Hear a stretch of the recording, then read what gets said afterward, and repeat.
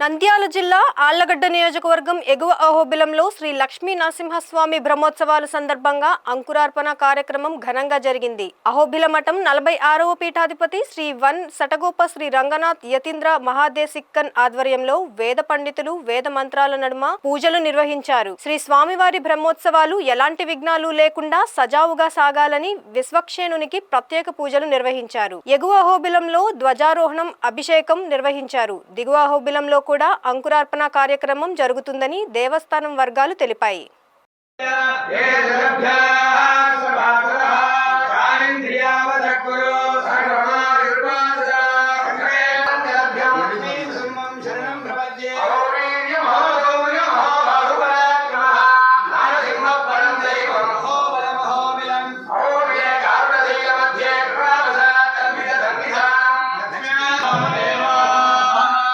భద్రం పశ్యేమాక్షిభిర్యజత్రా శ్రేయంగై